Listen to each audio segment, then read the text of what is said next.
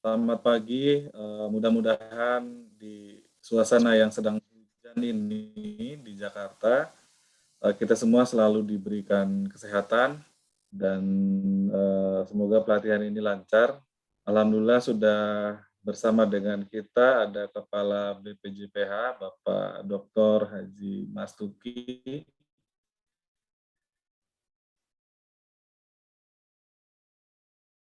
Kemudian telah hadir PPIH Kementerian Perindustrian, Bapak Marki. Assalamualaikum Pak.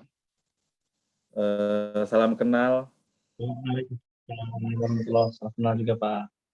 Ya, kemudian alhamdulillah semua peserta juga sudah hadir. Nah, sebelum kita mulai, saya mau disclaimer dulu ini Pak. Jadi pelatihan ini eksklusif, hanya diikuti oleh PPIH Kementerian Perindustrian, tidak ada peserta lain. Adapun yang hadir di sini adalah ini hanya hadir di pembukaan saja dari asesor LSP Halal Indonesia, instruktur, dan nanti fasilitator yang akan mendampingi kita selama 3 hari ke depan. Jadi tenang saja, jika tadi ada pertanyaan apakah ini digabung dengan yang lain, ini spesial khusus untuk PPIH Kementerian Perindustrian. Nah, oke. Sebelum kita mulai, mari kita sama-sama menenangkan diri dulu dan kita kirim Fatihah dulu kepada junjungan kita Nabi besar Muhammad SAW supaya apa yang kita laksanakan hari ini lancar. Ala hadhihi niyah wa kulli niyatin sholihah. Al-Fatihah.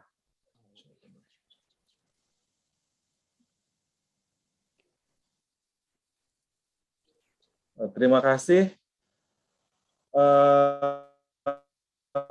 Berikutnya adalah sambutan pembukaan dari Ketua Harian Halal Institute, Bapak Haji Susetio Johar Arifin.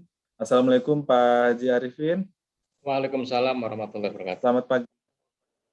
Pagi. Ya, silahkan Pak. Baik. Bismillahirrahmanirrahim. Assalamualaikum warahmatullahi wabarakatuh. Waalaikumsalam. Alhamdulillahirabbil alamin. 5 menit. Baik. Selamat. Baik. Alhamdulillahirabbil alamin wassalatu wassalamu ala asrofil anbiya wal mursalin Sayyidina Muhammadin wa ala alihi wa sahbihi wasallam ajmain amma ba'd. Terima kasih atas waktu dan kesempatan yang diberikan. Pertama-tama saya ingin mengucapkan selamat tahun baru Hijriah. Satu tahun berapa nih ya Hijriahnya? 1443 ya. Hijriah.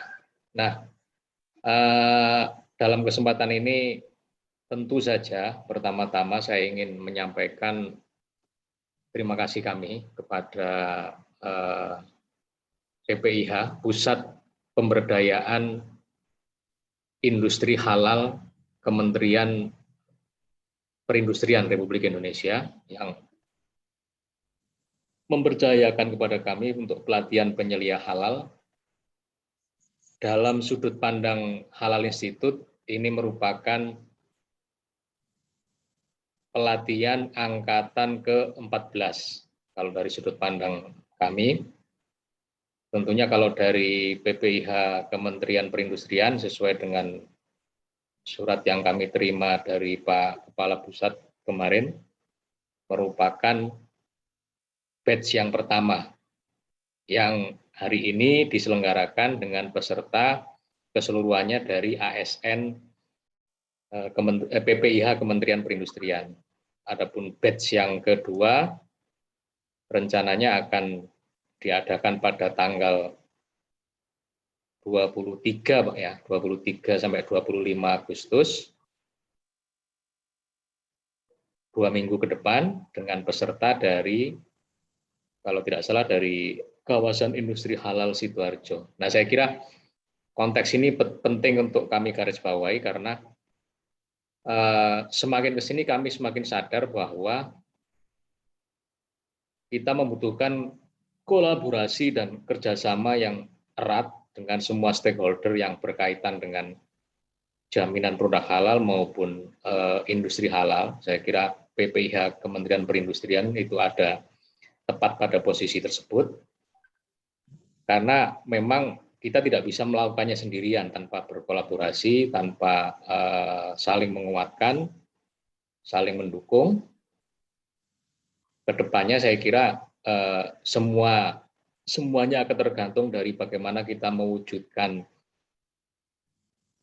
jaminan produk halal maupun industri halal ini secara bersama-sama. Saya kira dalam kesempatan ini juga nanti saya memohon kepada Pak Mas Tugi, Kepala BPJPH yang merupakan satu-satunya institusi yang diberikan kewenangan untuk menyelenggarakan jaminan produk halal, untuk memberikan arahannya ke depannya ini kerjasama dan kolaborasi antar stakeholder ini seperti apa, supaya ada percepatan yang luar biasa dalam proses jaminan produk halal. Saya kira itu yang kami harapkan dari pimpinan BPJPH. Nah, Bapak-bapak dan Ibu-ibu sekalian, tentu karena ini pelatihan sistem online, kita berharap agar kualitasnya tetap terjaga dan sama dengan kualitas pelatihan konvensional. Kita sudah menyelenggarakan ini yang kelima, yang online ya. Memang tentu saja semuanya sudah kita tata sedemikian rupa sehingga tidak ada perbedaan kualitas. Tetapi pelatihan sistem online itu kan bukan hanya ditentukan oleh penyelenggara pelatihan itu sendiri, tetapi menuntut keaktifan yang lebih dari para peserta. Misalkan karena ini mungkin berada di rumah masing-masing, jadi saya kira kedisiplinan, kemudian keaktifan untuk mengikuti pelatihan ini itu banyak mengandalkan kepada partisipasi dari peserta pelatihan. Saya berharap sampai 4 hari ke depan, karena besok kebetulan disela oleh hari libur, ini bisa tetap menjadi pedoman bagi para peserta. Mungkin itu pembukaan dari saya, dan sekali lagi terima kasih. Billahi taufiq wal hidayah. Wassalamualaikum warahmatullahi wabarakatuh. Waalaikumsalam warahmatullahi wabarakatuh. Terima kasih Pak Haji Arifin, Ketua Harian Halal Institute. Berikutnya sambutan pembukaan dari Pak Marki, Bapak Junaidi Marki, Kepala Pusat Kapus PPIH Kementerian Perindustrian. Assalamualaikum Pak, silakan Pak. Waalaikumsalam warahmatullahi wabarakatuh. Baik, terima kasih yang saya hormati ini pimpinan dan seluruh instruktur dari Halal Institute ya. Yang saya hormati dan muliakan juga ini Bapak Kepala BPJPH ya, Pak Mas Tuki, dan tim PPIH yang saya banggakan. Assalamualaikum warahmatullahi wabarakatuh. Waalaikumsalam warahmatullahi wabarakatuh. Puji syukur kita panjatkan kehadirat Allah Subhanahu wa taala yang pada hari ini atas kehendaknya juga kita ditakdirkan untuk dapat memulai acara yang insya Allah bermanfaat ini. Salawat serta salam semoga tercurah kepada Nabi kita Muhammad SAW, kepada para sahabatnya, keluarganya, juga kepada kita selaku umatnya dan seluruh umatnya sampai akhir zaman. Jadi sekali lagi kita perlu memanjatkan puji syukur, karena ini di luar kendali kita, bahwa sepertinya kalau secara teori tidak mungkin kita melaksanakan pelatihan di 1 Muharram gitu ya. Karena apa? Karena biasa libur. Dan ini qadarullah, siapa yang ngatur tentu saja ada campur tangan Allah. Mudah-mudahan ini adalah rahmat dan karunia Allah kepada kita semua. Kita bisa melaksanakannya karena hari liburnya besok. Diundur gitu. Jadi memang ini suatu hal yang kita harus syukuri ya. Dan ini juga sebagai pertanda bagi kita memang ini adalah awal tahun Hijriah yang kita yakini juga sebagai bulan haram ketiga ya, setelah Dzulqa'dah, Dzulhijjah, Muharram. Muharram ini bulannya Allah. Jadi bulan pertama tapi bulan ketiga bulan haram Allah. Jadi kita patut syukuri bahwa kesempatan itu diberikan kepada kita pada persis di hari pertama bulan Muharram 1443. Dan selanjutnya bahwa kita hari ini akan belajar ya. Dan wahyu pertama dari Allah kepada Rasul adalah Iqra. Itulah yang akan kita coba ikuti sebagai sunnahnya. Kita perlu belajar. Dan setelah itu kita perlu berkolaborasi. Jadi ini adalah tonggak penting bagi Kementerian Perindustrian karena kami relatif baru ya, Bapak Ibu ini kami baru berdiri tahun ini dan kita harus bahu-membahu berkolaborasi bekerja sama agar Indonesia yang negara besar yang mayoritas Muslim ini bisa menjadi pusat produsen halal dunia, begitu harapannya. Dan kedua ini adalah program dari PPIH Kementerian Perindustrian yang adalah sebetulnya dalam bentuk fasilitasi bagi personil di industri dan juga bagi aparatur. Nah, untuk kesempatan kali ini kita akan memulai dengan pasukan pertama ini skuadron ya. Sabikul Awalin ini ada 8 orang yang kami pilih untuk bisa ikut 9 orang hari ini ya. Jadi yang pertama kemudian nanti akan dilanjutkan pada 23 Agustus ya, insya Allah 22-23 Agustus. Itu batch berikutnya dan juga bersama-sama dengan kawasan industri halal di Set Endok Sidoarjo. Ini merupakan juga langkah penting bagi PPIH dan kita bersama, karena seperti kita ketahui bahwa kawasan industri halal juga sudah ditetapkan dalam surat penetapan Kementerian Perindustrian sebagai kawasan industri halal. Dan bagaimana prinsip prosedur syarat standarnya dari industri halal, itulah yang perlu kita kuatkan agar memang betul-betul memberikan penyempurnaan ya terhadap standar prosedur atau kewajiban yang harus diterapkan dalam kawasan industri halal. Kemudian tentu ada hal yang memang harus kita pahami lebih dulu ya dibanding pada industrinya. Jadi pada kesempatan ini tadi sudah dijelaskan bahwa ini adalah pelatihan yang eksklusif ya untuk PPIH internal ASN Kementerian Perindustrian.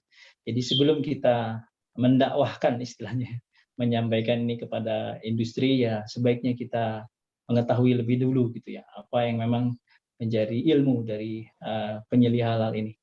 Jadi mudah-mudahan tim pertama dari PPIH ini bisa mengikuti dengan baik.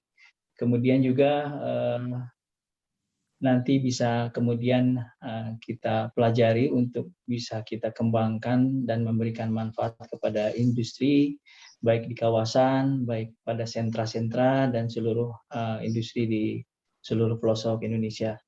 Nah, jadi pada kesempatan baik ini juga saya ingin sampaikan ini kepada Bapak Kepala BPJPH, terima kasih sudah hadir dan juga ini tugas berat ya Bapak buat kita semua karena dari data awal yang kita ketahui bahwa memang ada sekitar 1,6 juta ya industri kecil di makanan minuman yang harus kita bantu untuk sertifikasi halal ini. Kemudian ada sekitar 10 ribuan ya industri besar sedang yang juga harus kita bimbing ya tentang sertifikasi halalnya. Jadi ini suatu tugas yang besar karena sesuai dengan yang kita sepakati bahwa 17 Oktober 2024 ya kita harus mengawal semua industri ini mendapatkan sertifikasi halal. Jadi sekali lagi, marilah kita manfaatkan kesempatan yang diberikan oleh Allah ini pada waktu yang luar biasa menurut saya, karena ini di awal tahun, 1 Muharram 1443, di bulan haram pula gitu ya. Jadi ini suatu hal yang luar biasa dan saatnya kita untuk bersama-sama berkolaborasi. Jadi saya titip kepada teman-teman BPIH yang sekarang kebetulan ditugaskan untuk menjadi pasukan pertama untuk belajar sebaik-baiknya, penuh semangat, dan niatkan dengan ikhlas tulus agar memberikan manfaat bagi kita sendiri, bagi satuan kerja kita, dan juga masyarakat. Dan saya juga minta perkenan nanti Bapak Kepala BPJPH ya untuk bisa mendukung dan membuka acara ini agar memberikan kemanfaatan dan juga sebagai simbol bahwa kita tidak bisa melaksanakan ini sendiri-sendiri, tapi harus kita melaksanakan ini bersama-sama berjamaah. Saya kira itu beberapa yang saya bisa sampaikan di sini. Mudah-mudahan ini semuanya bisa kita awali dengan baik dan nanti kita bisa selesaikan juga dengan baik. Dari saya sekian, terima kasih. Assalamualaikum warahmatullahi wabarakatuh. Waalaikumsalam warahmatullahi wabarakatuh. Waalaikumsalam. Terima kasih Pak Kapus, Pak Junedi Marki atas sambutannya. Berikutnya pembukaan acara ini akan dibuka oleh Bapak Dr. Haji Mastuki, PLT Kepala BPJPH. Assalamualaikum Pak Mastuki. Waalaikumsalam warahmatullahi wabarakatuh. Oke Pak, monggo Pak. Silakan Pak. Baik, bismillahirrahmanirrahim. Assalamualaikum warahmatullahi wabarakatuh. Waalaikumsalam. Alhamdulillahilladzi an'ama bi ni'matil imani wal islam. Asyhadu an la ilaha illallah wa asyhadu anna Muhammadar Rasulullah. Allahumma shalli wa sallim wa barik ala sayyidina Muhammadin wa ala alihi wa ashabihi wa wala. Wa rabbi shrah li sadri wa yassir li amri wa hlul 'uqdatam min lisani yafqahu qawli. Pertama, saya ingin memberikan apresiasi dan terima kasih atas pelaksanaan pelatihan penyeliah halal angkatan ke-14 ini dari Halal Institute pada Ketua Harian Pak Susetyo Jauhar Arifin, atau beliau sering kalau di publikasinya itu SJ Arifin. Ya. Jadi kadang-kadang saya itu namanya aja itu SJ itu apa itu Pak, itu kan lupa itu. Tapi kalau dengan Pak Arifin sudah sangat kenal. Jadi Pak SJ Arifin ini. Pak Junedi Marki, terima kasih ini sudah inisiasi untuk pelaksanaan penyeliah halal khusus di lingkungan Pusat Pemberdayaan Industri Halal atau PPIH. Kalau di Kementerian Agama, Pak, PPIH itu panitia penyelenggara ibadah haji, Pak, yang baru dilaksanakan. Tapi ini karena gagal, jadi tidak ada PPIH.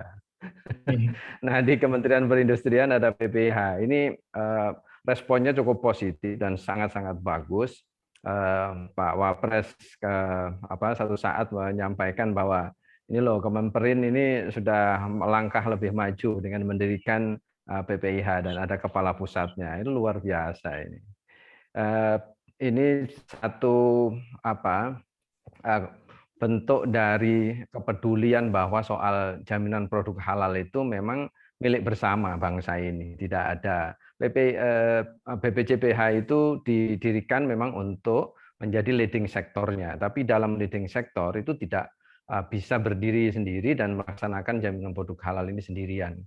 Ada belasan, bahkan bisa kalau ditambah lagi bisa menjadi lebih dari 20 lembaga yang secara langsung disebut di dalam Undang-Undang Jaminan Produk Halal itu. Belum lagi saat ini melibatkan selain kementerian, lembaga, instansi, juga ormas keagamaan, lembaga keagamaan Islam yang langsung disebut di dalam Undang-Undang Cipta Kerja ya, nomor 11 tahun 2020, dan kemudian ditambah lagi dengan perguruan tinggi, dan belum lagi instansi-instansi yang lainnya, termasuk pelaku usaha atau dunia usaha dan dunia industri. Saya dulu mengenalnya itu tahun 90-an itu dikenal dengan DUDI, ya. Dunia usaha, dunia industri. Itu DUDI. Itu kalau pelatihan-pelatihan, salah dulu trainer Pak, yang menyelenggarakan kayak gini nih, pelatihan-pelatihan yang langsung offline ya, karena dulu nggak ada ceritanya online. Jadi saya trainer dulu melakukan pelatihan-pelatihan yang bersama dengan kawan-kawan trainee itu bisa berhari-hari untuk menyelenggarakan satu pelatihan. Nah, sekarang pelatihan-pelatihan itu lebih cepat, lebih singkat, dan saya kira dengan menggunakan metode daring atau online sekarang bisa lebih efektif. Izin saya ada paparan sedikit saja, beberapa slide. Kalau mohon dibuka untuk share screen saya. Ya, belum dibuka. Oke, sudah. Baik, ya terima kasih. Ya, saya dalam kesempatan yang baik ini, sebelum secara resmi membuka pelatihan penyeliah halal ini, sebenarnya Pak Sj. Arifin yang membuka saja, langsung saja, karena beliau punya kompetensi, tanggung jawab di dalam pelaksanaan pelatihan penyeliah halal ini. Dan BPJPH saya kira dari perspektif yang saya sebut tadi sebagai leading sektor jaminan produk halal, di mana salah satu sumber daya manusia halal itu adalah penyelia halal. Satu di antara beberapa tugas yang juga menjadi sekarang tugas fungsinya Halal Institute untuk melakukan pelatihan penyelia halal maupun di auditor halal. Nah, Bapak Ibu sekalian yang saya hormati, kalau melihat dari regulasi yang tersedia yang ada, Undang-Undang 33, kemudian PP 39 tahun 2021 sebagai turunan baik dari Undang-Undang Cipta Kerja maupun Undang-Undang Jaminan Produk Halal, penyelia itu adalah orang yang bertanggung jawab terhadap proses produk halal. Nah, karena spesifik disebut bahwa penyelia halal itu adalah orang yang bertanggung jawab terhadap proses produk halal, itu posisinya bisa menjadi bagian yang tak terpisahkan dari pelaku usaha itu. Jadi perusahaan misalnya, orang yang melekat di dalamnya, karena ini harus ditetapkan, ya, penyelia halal itu ditetapkan oleh pelaku usaha. Jadi untuk menjadi penyelia itu syarat yang pertama beragama Islam. Ini banyak sekali yang komplain ke BPJPH. Kenapa harus Muslim, Pak? Ya, penyelia halal dengan istilah halal sendiri itu adalah ketetapan yang ketentuan-ketentuan yang berbasis pada agama Islam atau nilai-nilai dan ajaran Islam. Maka penyelia halal, auditor halal itu ada syarat menjadi penyelia dan auditor halal itu adalah seorang Muslim, agar inline dengan nilai-nilai yang dihayati dan diamalkan, juga dipercayai sebagai Muslim dengan tugas-tugasnya. Kenapa ini penting? Karena seorang penyelia halal bukan hanya, nanti saya akan sampaikan sedikit saja yang sebelah kanan ini, bahwa tugas dan tanggung jawab, memiliki tugas dan tanggung jawab, tetapi harus juga memiliki wawasan luas, ya. Sorry, ini ada kata-kata ruas. Wawasan luas dan memahami syariat tentang kehalalan. Jadi syariat tentang kehalalan, kata-katanya ini saja di dalam peraturan pemerintah dan juga di Undang-Undang 33 itu meniscayakan memiliki wawasan luas, memahami syariat Islam. Memahami konteks ini tidak hanya dari sisi kognitif, tapi juga bagaimana itu terejawantahkan nilai-nilai itu menjadi bagian dari dirinya. Ini penting dalam pelatihan, dan saya ingin mengingatkan pelaksanaan penyelenggaraan sertifikasi penyelenggaraan pelatihan penyelia halal ini, bahwa bukan saja dari sisi kognitif. Kalau dilihat dari taksonomi Bloom itu biasanya dalam pelatihan itu ada 3 yang ingin dicapai: pengetahuan, dari sisi wawasan, kemudian yang kedua adalah skills, dan yang ketiga adalah sikap, ya, values, nilai-nilai yang diajarkan. Jadi tidak cukup hanya memahami dengan tugas-tugas penyelia halal yang itu mengawasi proses produk halal di perusahaan, menentukan tindakan perbaikan, mengkoordinasikan bagaimana proses produk halal itu berjalan dengan baik, termasuk kalau nanti ada auditor halal yang melakukan pemeriksaan, dia mendampingi dan seterusnya. Tidak hanya memahami ini, tetapi juga memiliki skills untuk itu. Skills itu yang terkait dengan tanggung jawab penyelia halal ini yang di bawah ini. Memahami peraturan perundang-undangan tentang jaminan produk halal itu menjadi keharusan.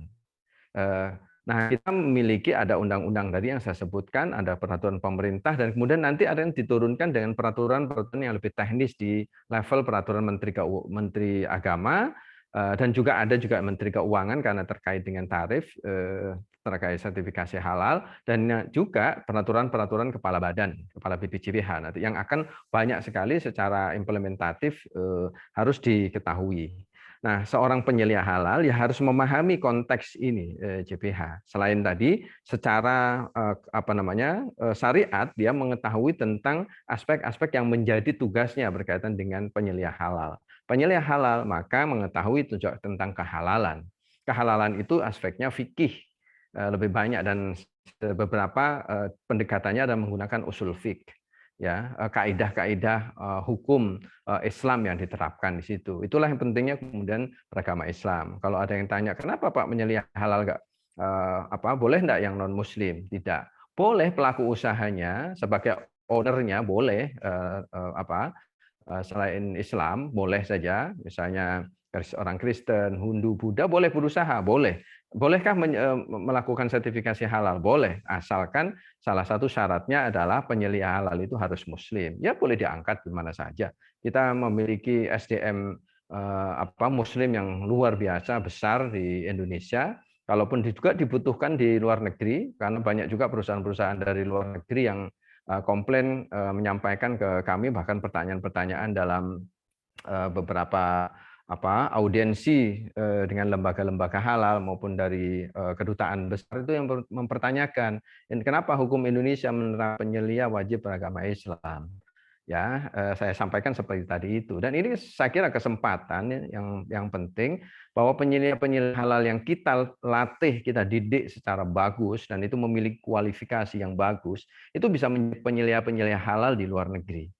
Nah, saya kira saya ingin mendorong Halal Institute juga nanti pada saatnya harus menyiapkan penyelia-penyelia halal ini yang juga digunakan untuk perusahaan-perusahaan menengah, perusahaan besar, dan juga perusahaan di luar negeri. Dan kita memiliki SDM yang cukup banyak lah untuk bisa dilatih sedemikian rupa, kemudian tanda petik ya bisa dikirim ke perusahaan-perusahaan di luar negeri sehingga memiliki kemampuan yang lebih kuat. Apalagi seperti di kementerian, kemudian di perguruan tinggi, para akademisi dan seterusnya gitu. Nah, tanggung jawab penyelia halal ini ada aspek-aspek itu yang sifatnya kognitif, kemudian skills, ya, dan juga afektif, ya, afektif nilai-nilai atau values tadi itu harus dilaksanakan dengan bagus. Ya, mungkin di sisi ini sifatnya administratif, ya, menyusun rencana, kemudian menerapkan manajemen risiko, bagaimana kalau ada bahan yang tidak halal atau terkontaminasi misalnya digantikan dan seterusnya, membuat laporan, sifatnya memang bisa jadi administratif. Tapi penting values itu saya ingin tekankan, dan inilah dalam pelatihan itu harus juga muncul aspek values, aspek afektif itu dikembangkan semakin rupa. Sehingga mengerti halal itu juga bagian dari sadar halal, dan sadar halal itu sifatnya intrinsik di dalam, dan itu untuk pengembangan basis, sehingga seorang penyelia halal ya memang harus menunjukkan secara totally kalau udkhulu fis-silmi kafah kata Al-Qur'an, masuklah ke dalam naungan Islam ini secara kafah. Nah, termasuk tugas penyelia halal ini bagian yang tak terpisahkan dari tugas agama, tugas-tugas mandat dari agama. Kenapa? Fakulu mimma fil ardi halalan thayyiba, ya, hendaklah kalian makan yang ada di bumi ini mimma fil ardi halalan thayyiban, yang halal dan thayyiban. Kemudian dikaitkan di situ wattaqullah, ya, in kuntum iyyahu ta'budun. Wattaqullah, kata Tuhan, hendaklah kalian bertakut pada Allah. Jadi kaitannya dengan halalan thayyiban itu dikaitkan dengan wattaqullah, takut kepada Allah atau bertakwa kepada Allah. Jadi ini bagian yang tak terpisahkan dari menjalankan agama. Bapak Ibu sekalian, saya hormati para calon-calon penyelia halal. Di sini memang dari tugas tadi itu ada banyak terkait dengan istilah auditor halal di sini. Ini auditor halal, ini pemeriksaan auditor halal. Nah, saya ingin menambahkan dengan PP 39 yang ada, seorang penyelia halal itu karena dia berada di wilayah pelaku usaha, melekat dari sini, Meskipun penilaian halal ini difasilitasi oleh lembaga lain, tapi prinsipnya harus di dalam perusahaan atau di pelaku usaha. Kalau untuk mikro ya, mereka bukan mendampingi pelaku usaha mikro atau UMK, tidak, bukan pada posisi mendampingi, tapi penilaian halal itu ada yang melekat di dalam usaha. Karena dia tanggung jawab terhadap proses produk halal, mengerti tentang bahan itu, konsekuensinya. Nah, di dalam pengaturan Undang-Undang Cipta Kerja ada dua hal yang berbeda, yaitu ada pendampingan PPH, ada auditor halal. Nah, auditor halal itu terkait dengan LPH, di mana pemeriksaan dan pengujian produk dilakukan, dan itu terkait dengan proses sertifikasi halal yang jalur reguler yang selama ini berjalan. Sementara ada pihak lain, yaitu nanti ada pendamping PPH atau pendampingan PPH. Namanya ada pendamping PPH yang bertugas untuk melakukan verifikasi dan validasi dokumen UMK, dan ini spesifik UMK karena terkait dengan sertifikasi halal yang merupakan pernyataan pelaku UMK. Ketika nanti baik auditor halal maupun pendamping PPH itu ketika datang ke pelaku usaha UMK atau perusahaan-perusahaan menengah dan besar, itu akan bertemu dengan penyelia halal. Jadi kalau auditor halal datang kemudian didampingi, maka pendamping PPH yang melakukan verifikasi dan validasi dokumen UMK itu juga masuk ke pelaku usaha dan akan didampingi penyelia halal. Ini saya ingin berikan catatan khusus karena di dalam tugas-tugas itu disebut hanya auditor halal karena dirancang ini sebelum PP 39. Jadi ada yang petik perlu dijelaskan untuk tidak mengatakan missing di tugas dari penyelia halal ini. Nah, kita tahu bahwa dalam proses pelaksanaan sertifikasi halal di Indonesia itu ada 3 pihak yang hubungannya itu interdependensi, antar aktor itu interdependensi. BPJPH sebagai regulator, administrator sekaligus leading sektor JPH sekarang bertugas untuk menerima pendaftaran dari pelaku usaha, tapi dalam pelaksanaannya harus bekerja sama dengan LPH. LPH inilah rumah dari auditor halal tadi yang dimaksud.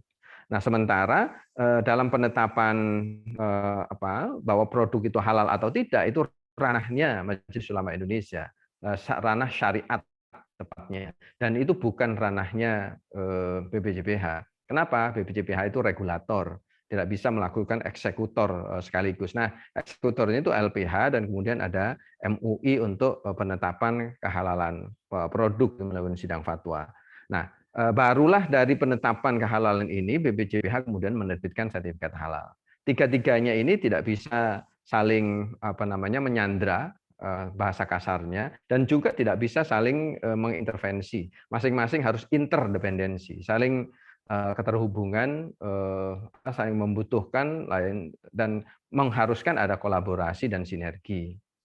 Nah, kita tahu di sini kenapa tadi penting penyelia halal, karena pada saat pendaftaran pelaku usaha itu pelaku usaha ketika mengupdate dokumennya itu salah satunya harus penyelia halal. Selain penanggung jawab ada menyebutkan aspek legal dan seterusnya, mengisi di sistem kami sekarang sudah menggunakan si halal pendaftarannya, itu harus menyebutkan penyelia halal. Nah, penyelia halal itu ada di situ, baik CV-nya akan ditetapkan oleh pelaku usaha dan seterusnya. Itu menjadi salah satu syarat di sini untuk pengajuan dari pelaku usaha. Setelah nanti ini memenuhi, kalau tidak memenuhi, tidak ada penyelia halal, ya tidak akan bisa diproses oleh BPJPH, pasti dikembalikan. Nanti ketika LPH ini melakukan pemeriksaan terhadap produk, maka ini penyelia halal inilah yang nanti akan mendampingi ini. Ini dari proses yang reguler. Nanti setelah semua ke MUI dan kemudian terbit sertifikat halal, itu proses yang di internal di kami. Nah, sementara mekanisme self declare atau pernyataan pelaku usaha itu di sini posisinya. Pendampingan halal itu di depan, tidak seperti auditor halal yang berada setelah proses itu dipastikan oleh BPJPH memenuhi syarat, baru kemudian dilakukan pemeriksaan dan atau pengujian. Tapi untuk pendampingan halal, ya, dan pendamping halal ini adalah orang-orang yang direkrut dari ormas, lembaga keagamaan Islam, kemudian perguruan tinggi dan seterusnya, itu memastikan verifikasi dan validasi terhadap dokumen-dokumen yang ada ini. Dokumen halal terkait dengan bahan, proses produk halal, dan seterusnya. Nah, inilah yang juga disiapkan oleh penyelia halal. Penyelia halal itu harus mengetahui itu, mengerti, memahami, dan seterusnya. Ketika ini berhubungan dengan penyelia halal untuk UMK, maka pendamping halal ketika melakukan verifikasi dan validasi, selain bertemu dengan pemilik atau owner, juga terhadap penyelia halal. Jadi tugasnya di depan untuk pelaksanaan self declare. Bapak Ibu sekalian yang saya hormati, ini penting untuk menyatakan dan harus memahami tadi, karena penyelia halal harus memahami tentang apa itu halal dan syariat kehalalan. Kita tahu halal itu menjadi premium quality, halal, thayyib, dan mubarakah atau berkah. Healthy, safety, and blessings. Jadi ini sudah lengkap di dalam doa Islam itu yang diajarkan oleh Rasul. Allahumma inna nas'aluka rizqan halalan, thayyiban, barokan. Jadi istilah itu healthy, safety, blessings. Nah, tapi ketika diterapkan dalam proses jaminan produk halal, halal itu adalah jaminan mutu, yang itu diakui bukan hanya oleh Muslim tetapi juga oleh kalangan non-Muslim, karena aspek-aspeknya yang ketemu di dalam kepentingan semua orang tanpa membedakan latar belakang agamanya, akan ketemu dengan sistem mutu thayyib yang semua diketahui, apalagi halal. Maka thayyib plus itu sudah memenuhi kualifikasi. Nah, kita tahu di dalam pelaksanaan sertifikasi halal ini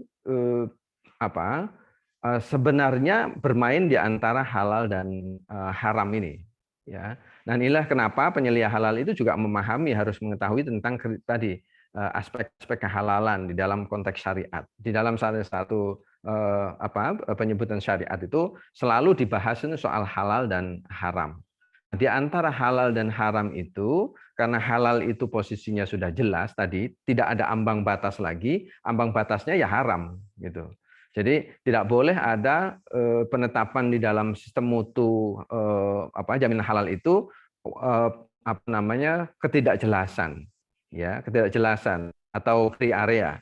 Ya halal karena sudah bayinun jelas, haram ya haram. Bayinun, tidak bisa ditawar itu. Itu yang tidak ada tidak ada negosiasi di situ. Tapi banyak hal bahwa potensi sebenarnya produk itu bukan pada halal haram semata, tetapi yang umur mustabihat atau yang syubhat ini, itu yang banyak. Ini yang disebutkan di dalam hadis Nabi bahwa banyak orang yang tidak memahami, tidak mengerti bahwa dia terjatuh pada soal-soal yang gray area atau syubhat itu, ya, dan bahkan ini bisa jadi kemudian berpeluang menjadi haram. Disinilah maka ketika intervensi teknologi, ilmu pengetahuan yang berkembang sedemikian rupa dalam hal misalnya untuk pengolahan makanan, di mana industri makanan, obat, kosmetika itu juga berkembang sedemikian rupa.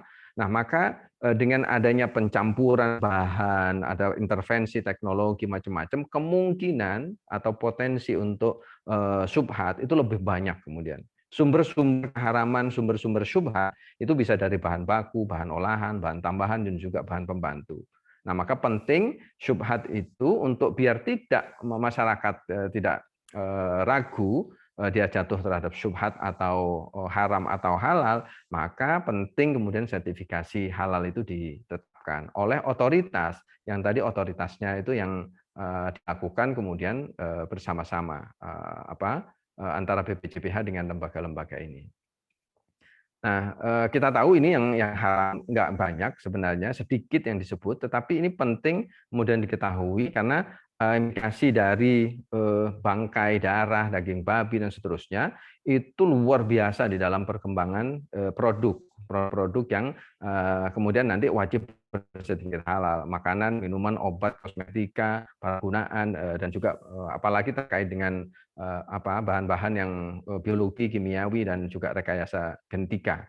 Itu yang masuk di dalamnya. Nah, kalau kita lihat di sini, ini penting karena penyelia halal itu salah satunya tugasnya harus memahami tentang bahan tadi, dari tugas dan tanggung jawabnya, maka bahan itu di dalam Undang-Undang 33 sudah disebut sejak awal bahwa bahan yang digunakan dalam proses produk halal itu ada bahan baku, bahan olahan, bahan tambahan, bahan penolong. Ini ada jabarannya. Bahan itu apa saja itu banyak sekali. Dan ada keterangan-keterangan yang spesifik. Nah, bahan itu sekarang bukan hanya dari tumbuhan atau nabati dan hewani, sudah berkembang, berasal dari mikroba, bisa dari bahan yang dihasilkan dari proses biologi, proses rekayasa genetika, dari bahan yang dihasilkan proses kimiawi, dan seterusnya. Banyak sekali. Contoh vaksin yang saat ini itu juga sudah berkembang sedemikian rupa dan wajib bersertifikat halal untuk menyebut satu di antara sekian banyak itu. Nah, penting yang kedua, tugas PPH yang ini nanti akan dielaborasi lagi oleh para instruktur, pelatih-pelatih di Halal Institute, bahwa proses produk halal itu ini juga harus diketahui oleh penyelia halal, karena ini yang menjadi ranahnya itu yang banyak disebut di undang-undang tadi, tugasnya adalah terkait dengan PPH. Dua hal kata di PPH itu. Pertama, wajib ada pemisahan antara yang halal dan yang haram, menyangkut apa? Lokasi, tempat, alat PPH, termasuk SDM sebenarnya, ya, alat penyembelihannya, alat bagaimana proses pengolahan, penyimpanan kalau terjadi, kalau packaging ada dilakukan juga begitu, ketika distribusi juga dipastikan. Di PP 39 diatur sedemikian rupa, mohon maaf, soal proses produk halal ini. Jadi intinya pertama pemisahan, yang kedua adalah kemungkinan tidak terjadi kontaminasi silang antara yang halal dan haram. Itu aja sebenarnya inti dari proses produk halal. Karenanya baik lokasi, tempat, dan alat PPH itu wajib dijaga kebersihannya, higienisnya, dan ini menjadi sistem jaminan halal nanti, sistem jaminan produk halal yang harus dijamin oleh pelaku usaha, dan karena dijamin oleh pelaku usaha maka penyelia halal yang orang yang bertanggung jawab terhadap proses produk halal harus mengetahui ini. Yang kedua, bebas dari najis, bukan saja yang haram tapi juga najis, dan bebas dari bahan-bahan yang tidak halal alias haram. Ini penting untuk saya garis bawahi beberapa hal penting, karena dua hal, PPH dan bahan ini menjadi tugas yang spesifik dari penyelia halal. Ada kriteria-kriteria yang berbasis pada regulasinya sudah disebut, misalnya bahan yang berasal dari hewan itu pada dasarnya halal, kecuali tadi yang diharamkan menurut syariat. Jadi kalau misalnya ayam, kambing, dan yang disebut dengan bahimatul an'am, yang menurut Jonadi Marki itu, bahimatul an'am, binatang ternak, itu halal semua. Nah, kecuali yang kemudian diharamkan, tadi ada babi, ada anjing. Anjing pun itu juga masih berbeda pendapat, di situ lagi-lagi fikih masuk di dalamnya. Kemudian hewan yang digunakan sebagai bahan itu wajib disembelih. Nah, ini soal penyembelihan. Ini yang krusial juga, karena ketika bahannya berasal dari daging, maka ini harus ditelusur sampai kepada bagaimana penyembelihannya. Dan penyembelihan itu salah satu bahan tadi yang harus dijaga agar tidak terkontaminasi dengan kemungkinan bahan-bahan yang haram. Yang ketiga, bahan yang berasal dari tumbuhan itu pada prinsipnya, pada dasarnya halal. Jadi itu kaidah fikihnya begitu, kecuali yang memabukkan dan membahayakan. Jadi misalnya kol, wortel, dan seterusnya, ya jelas halal, alpukat, ya, jeruk, dan seterusnya itu ya halal, ya. Kecuali kemudian ada tumbuhan-tumbuhan yang spesifik yang kemudian dilakukan penelitian ternyata bisa membahayakan atau memabukkan, ya. Itu dalam kaidah usuliyahnya, usul fikihnya, semua hal halal kecuali yang haram, kecuali yang membahayakan, kecuali yang memabukkan. Itu kaidah umumnya. Yang terakhir, bahan yang berasal dari hitam, selain nabati dan hewani, proses terkait dengan proses kimiawi, proses biologi itu diharamkan awalnya. Ya, jika proses pertumbuhannya dan pembuatannya tercampur atau terkontaminasi dengan bahan yang diharamkan. Jadi ini terkait dengan bukan dari bahan asalnya ketika ini kan ada proses kimiawi, tapi bagaimana dalam pembuatannya, dalam prosesnya itu tercampur atau tidak tercampur dengan bahan yang halal. Jadi positioningnya berbeda. Nah, ini prinsip-prinsip yang hemat saya penting untuk saya sampaikan. Mudah-mudahan bermanfaat, dan alhamdulillah terakhir untuk saya sampaikan bahwa dalam jaminan produk halal itu dari hulu ke hilir, dan penjaminan kehalalan di dalam produk sendiri yang nanti dilakukan oleh pelaku usaha dan juga oleh penyelia halal itu meliputi dari bahan, proses produksi, bagaimana SOP tentang pelaksanaan dari jaminan halal atau yang disebut dengan SJPH, sistem jaminan produk halal itu dilakukan di internal, dan inilah komitmen dari pelaku usaha, komitmen manajemen bersama-sama dengan penyelia halal untuk bisa memastikan bahwa sistem jaminan produk halalnya itu dilakukan dengan baik. Terima kasih, demikian mohon maaf jika panjang, tapi ini bisa menjadi background untuk nanti bisa dielaborasi oleh para pelatih. Mohon maaf demikian, dan mari kita awali seluruh pertemuan ini dengan bacaan Ummul Kitab. Mudah-mudahan pelatihan penyelia halal angkatan ke-14 yang menggunakan metode daring yang dilaksanakan oleh Halal Institute dan diprakarsai oleh PPIH berjalan dengan lancar. Al-Fatihah. Bismillahirrahmanirrahim. Ar-Rahmanir-Rahim, Maliki yaumiddin, iyyaka na'budu wa iyyaka nasta'in, ihdinas siratal mustaqim, siratal ladzina an'amta 'alaihim ghairil maghdubi 'alaihim waladdallin. Wal afu. Assalamualaikum warahmatullahi wabarakatuh. Waalaikumsalam warahmatullahi wabarakatuh. Terima kasih Bapak Dr. Haji Mastuki, Kepala BPJPH Kementerian Agama Republik Indonesia, yang sudah membuka pelatihan ini dengan Ummul Kitab. Menginjak acara berikutnya, kita akan melanjutkan dengan pembacaan tata tertib pelatihan. Nah, silahkan bagi yang ada aktivitas lain selain peserta pelatihan bisa untuk melanjutkan aktivitasnya. Sekali lagi terima kasih banyak. Oke. Terima kasih. Saya undur diri, Pak Salim. Pak Jazakallah, Arifin, makasih, Pak Marki, Ya, terima kasih sharing ilmunya, Pak. Terima kasih, Pak. Terima kasih, Pak. Oke, Pak Sasid. Ya. Mohon izin juga menyesuaikan ini ya semua ya, teman-teman. Selamat Siap. mengikuti. Terima kasih, Pak. Nitip ya Pak Arifin ya. Oke, Pak. Siap, Pak. Yo, Assalamualaikum. Terima kasih, Pak. Sehat-sehat teman-teman. Ya. Pamit. Semua teman-teman ya. Bismillah. Pamit Pak Arifin. Oke, Bu. Assalamualaikum. Waalaikumsalam. Monggo dimulai. Saya juga pamit dulu. Terima kasih Pak Susutyo. Oke, terima kasih.